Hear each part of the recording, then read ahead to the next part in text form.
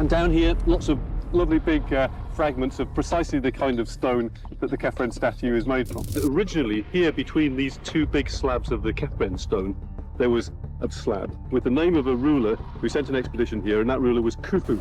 For more than 4,000 years, Khafre's pyramid has defied everything that should have destroyed it. Earthquakes have shaken the Giza Plateau. Floods have buried empires. Entire civilizations have come and gone. Yet his monument still stands, untouched, unmoved, and stronger than the rock beneath it.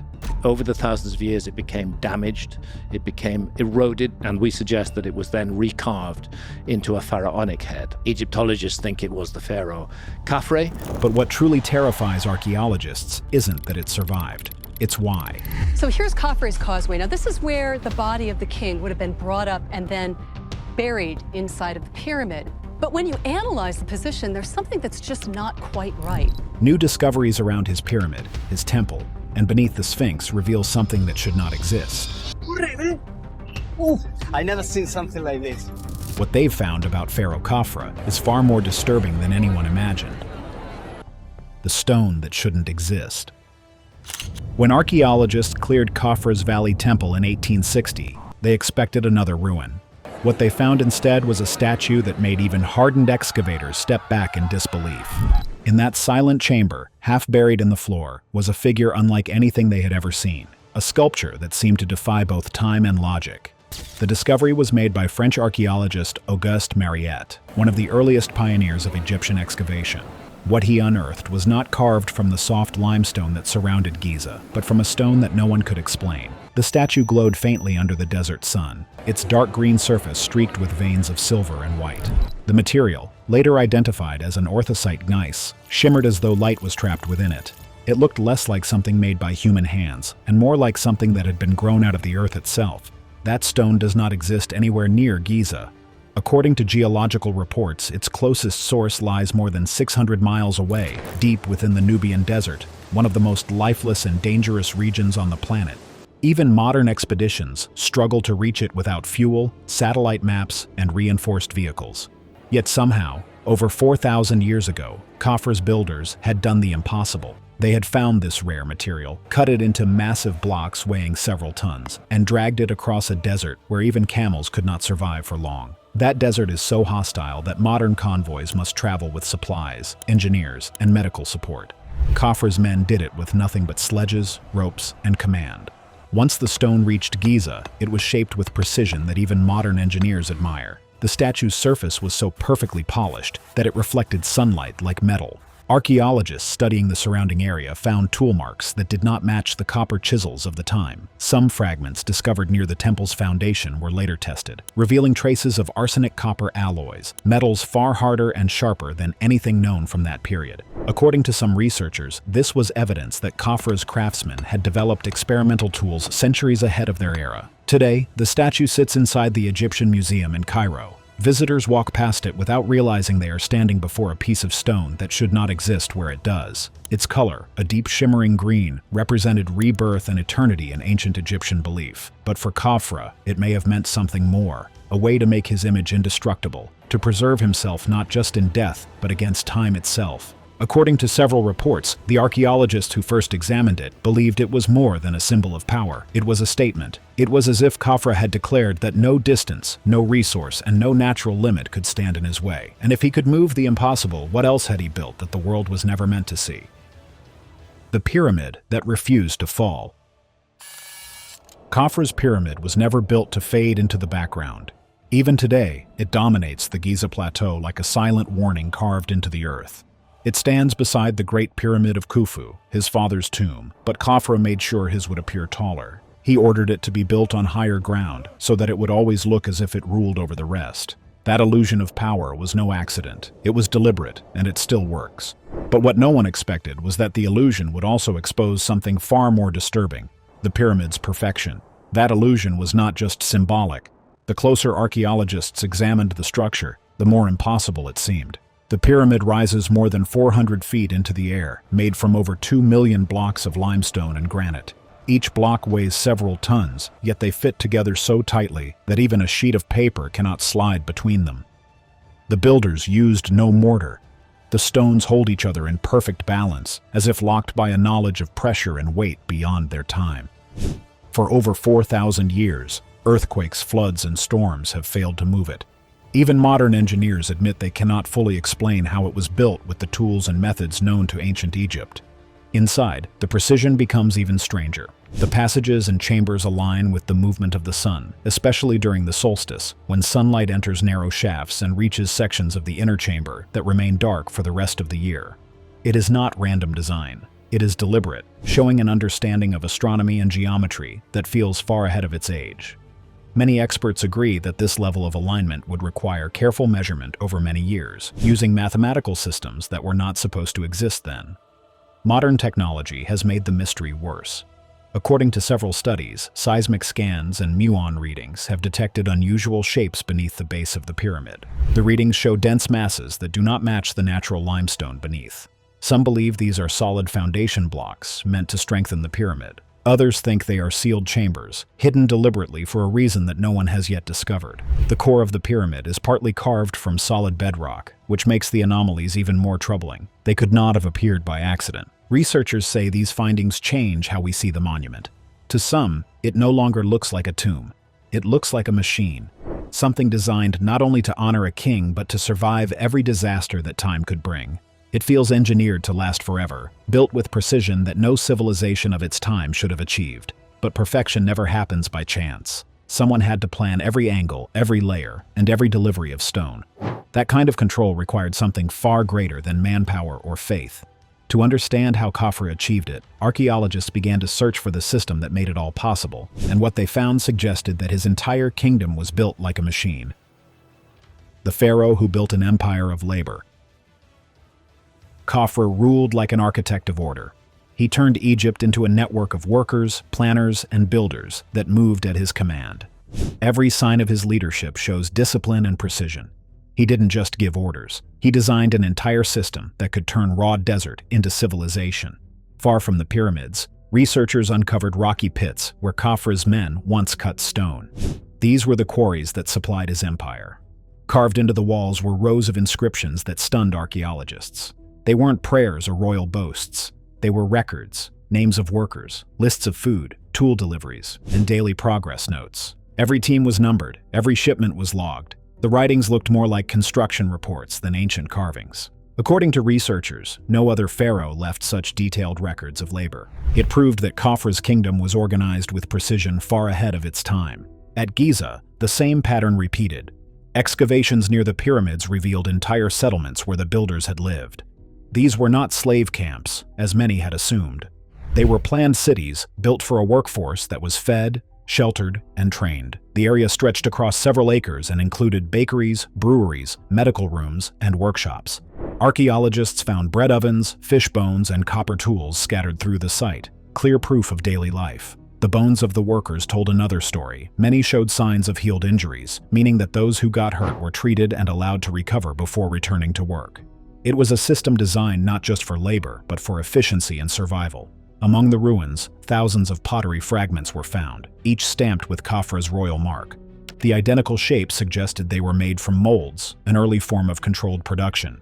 Unfinished sculptures found in his valley temple followed the same design. Every statue matched exact measurements, as if the artists were following blueprints issued from the same source. Nothing about the work seemed random or improvised. Every block, every vessel, every carving appeared to follow one plan, a single mind directing it all. Under Khafre's rule, Egypt functioned like a living organism. It had a supply system, skilled labor, and strict organization. But the most unsettling detail came after his death.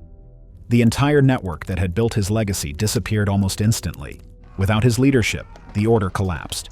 Power that vast does not vanish without a trace. When archaeologists traced the origins of Khafre's stone, they followed the path deep into a region few dared to enter, a lifeless desert that would soon reveal something no one was prepared to see. The desert quarry. The trail of Khafre's stone led archaeologists deep into the Nubian desert, one of the most lifeless regions on Earth. Far from the Nile's green edge, where heat shimmers off empty horizons, they found something that defied all logic. A vast work site buried beneath centuries of sand. It was carved directly into the bedrock, a complex of half-cut stone blocks and collapsed shelters frozen in time. The air was still and dry, but the silence felt wrong, as if the ground itself remembered what had happened there. The site looked abandoned in a hurry. Massive blocks were left unfinished, chisels still wedged in the rock as though the workers had dropped them mid-strike. Storage chambers were sealed, but never opened again. Wells lined with limestone showed that the builders had mastered desert survival, drawing water from impossible depths. Whoever they were, they had lived here for years, until everything stopped.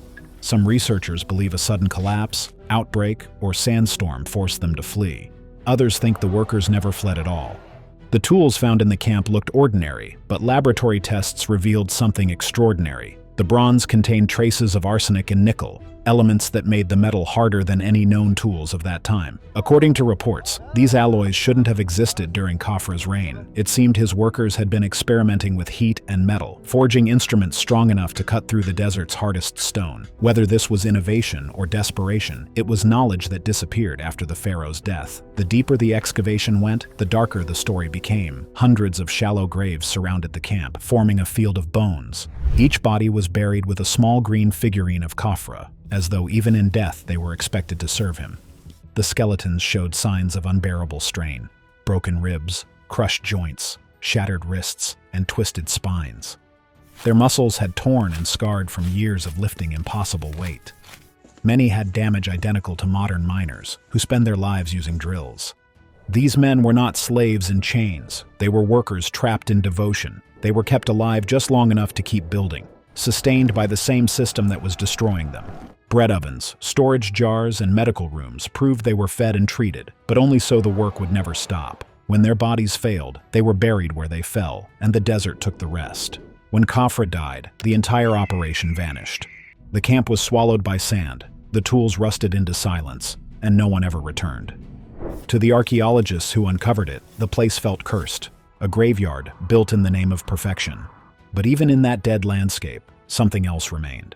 Etched into the desert floor were long, shallow ramps that seemed to point towards something hidden beyond the horizon. The ramps that shouldn't work. It started with a satellite scan.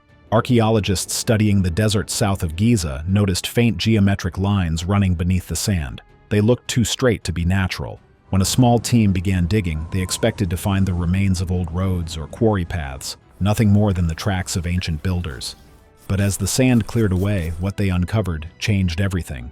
Carved directly into the bedrock were long ramps stretching for miles across the desert. They weren't rough or uneven like the makeshift construction paths Egyptologists had seen before. These ramps were smooth, symmetrical, and exact. Twin grooves ran side by side down their centers, cut so perfectly that they looked as if they had been made by machinery, not hand tools. The archaeologists stood in silence. Something about the geometry felt unnatural, too deliberate for 4,000-year-old stonework. At first, experts tried to fit the discovery into what they already knew. Maybe these were simple drag paths used for hauling stone blocks. But that idea fell apart the moment the measurements came in. Every groove was identical, the same width, the same spacing, the same depth. The surface was polished, not worn. One researcher described it as smooth as glass, shining under the sun like metal. There were no signs of ropes, sleds, or chisel marks. The stone was too clean, almost sterile, as if the desert itself had protected it from time. Engineers studying the site noticed something even more unsettling. The ramps were tilted at a perfect incline, the same angle modern engineers use when designing transport roads for heavy machinery. It wasn't random, it was calculated, yet there was no record of the Egyptians knowing such physics. One engineer later said it felt like a blueprint for modern movement carved thousands of years too early. As researchers mapped more of the site, another pattern appeared. Narrow channels ran along both sides of the grooves, winding like veins. They weren't decorative. Some believed water once flowed through them, making it easier to slide stones over the slick surface. Others thought they were drainage lines for floods. But the channels weren't haphazard. They followed precise curves, connecting and separating with mechanical accuracy. The whole formation looked more like an engineered conveyor system than a construction road. What truly disturbed archaeologists, though, was what they didn't find. There were no tool fragments, no footprints, no rope burns on the stone. There were no post holes for levers or scaffolds. Erosion alone couldn't have wiped all that away. It was as if the stones had moved without human hands. Some experts privately admitted the site felt too advanced, as if it belonged to a civilization that had briefly touched a technology far beyond its time, and then lost it. When digital simulations were later run, the results deepened the mystery. The geometry of the ramps worked. Blocks of Khafre's size could have slid smoothly across the grooves if water or oil had been used to reduce friction. It meant whoever built them didn't just understand engineering, they mastered it. Even more chilling was what came next. When the ramps were fully mapped, every single one, every groove, every channel, every pathway, pointed in the same direction. They all converged on one destination, not Khafre's pyramid, not the quarry, but the Great Sphinx. And beneath that ancient monument, buried under layers of sand and stone, was something that had been waiting for thousands of years, a secret that would finally show just how far Khafre's power truly reached. The secret beneath the Sphinx. For centuries, the Great Sphinx of Giza was believed to be nothing more than a monument, a silent guardian watching over Khafre's pyramid. But when modern radar scans of the plateau began in the late 20th century, that belief started to unravel. The data revealed something no one expected. Beneath the Sphinx, deep under its massive paws, the scanners detected empty spaces, long, narrow voids running in straight lines toward Khafre's pyramid. At first, the results were dismissed as natural fissures in the rock. The limestone beneath Giza is full of cracks and cavities. But these shapes were too perfect. They formed right angles. They followed a pattern. According to reports from the radar team, the geometry looked engineered, as if corridors had been carved deliberately beneath the monument. When the scans were repeated years later using ground-penetrating radar and muon imaging, the same formations appeared again. The lines were real. That was when historians began revisiting old expedition notes. In journals from the 1800s, explorers like Giovanni Caviglia and Auguste Mariette described sealed doors and hidden chambers found under the Sphinx's chest. The record said the openings were later resealed by order of local officials and never examined again. Those journals vanished from the archives decades later, leaving only fragments, enough to suggest that someone had once entered beneath the statue and then covered it back up. Modern acoustic tests gave the rumors new life. When researchers sent sound waves through the ground around the Sphinx, they recorded echoes that came back late, a telltale sign of hollowness. In some places, the resonance lasted several seconds, as though bouncing inside a large, empty chamber. One of the scientists later said that beneath the lion's paws, the ground rings like a bell. Speculation spread quickly. Some archaeologists believed the chambers were storage vaults or unfinished tombs, abandoned before completion. Others proposed something far more unsettling, that the tunnels were part of a larger system connecting Khafre's entire complex, from the pyramid to the Valley Temple and back again. The pattern of the voids matched the same alignment as the stars of Orion's belt. It was as if the structures above and the chambers below had been built as one, a mirror of the heavens carved into the earth. No one can say what lies inside those hidden spaces. The Egyptian government has never permitted excavation beneath the Sphinx, citing risks to the monument's stability. Yet for those who have seen the scans, the evidence is impossible to ignore. The Sphinx no longer appears to be just a statue. It looks like an entrance, a threshold to something buried deep beneath the plateau. To the archaeologists studying Khafre's legacy, the implication is terrifying. If the Sphinx connects to a network beneath Giza, then Khafre's monuments were only the surface of a much larger design, one that required knowledge of astronomy, geology, and engineering centuries ahead of its time. And if that knowledge really did exist, then the true secret of Khafre's reign isn't in what he built above the sand, it's in what still sleeps below it. The terror of lost knowledge. When Khafre died, the world seemed to lose its rhythm. The quarries that had once thundered with life fell silent. The ramps that stretched across the desert were swallowed by sand. The precise systems that had carried stone from the heart of the earth to the edge of the sky simply stopped. Egypt continued to build, but something was missing. The precision, the unity, the knowledge that had defined Khafre's reign had vanished as if it had never existed. Archaeologists studying the centuries that followed noticed the decline immediately. Later pyramids looked rougher, less aligned, and less durable. The perfect geometry that had guided Khafre's structures was gone. His successors copied the form of greatness, but not the science behind it. The empire's builders remembered the shape of his vision, but not the method that made it real. It was as though Khafre's death had taken the blueprint of progress with him. Modern studies reveal how advanced that lost knowledge really was. Geological records show that Khafre's projects were timed with rare wet seasons when the desert briefly came alive. Somehow, his engineers knew when underground rivers would swell, creating narrow windows when heavy stone could float across temporary lakes on wooden platforms. To do that, they would have needed an understanding of rainfall cycles, river currents, and terrain behavior centuries beyond their time. Yet after Khafre's rule, that awareness disappeared. Egypt's later builders never again used the desert's changing water to their advantage. Historians see this pattern repeated throughout human history. Flashes of brilliance that rise too high, too fast, and then fade into silence. Civilizations that touch the edge of modern understanding, only to fall back into darkness. Khafre's reign stands as one of those moments. His world reached an intellectual height that even now feels out of place in its century. To the archaeologists who walk among his ruins, that realization is terrifying. If such knowledge could exist once and then vanish completely, what does that say about our own world? The same intelligence that allowed him to harness rivers and shape mountains was buried with him, and thousands of years later, humanity is still trying to catch up. Khafre's monuments are more than symbols of power. They are warnings carved into stone. They remind us that progress is fragile and that even the greatest civilizations can forget what they once knew. His legacy whispers the same truth across every age. Brilliance is not eternal, and what we fail to preserve will one day turn to dust. Beneath the Sphinx's unblinking eyes, the desert still holds its breath, waiting for the day we uncover what Khafre left behind, and whether it was meant to be rediscovered at all. If Khafre's secrets were meant to stay buried, should we keep digging, or has the time come to uncover what the ancients wanted us never to find? Share your thoughts in the comments.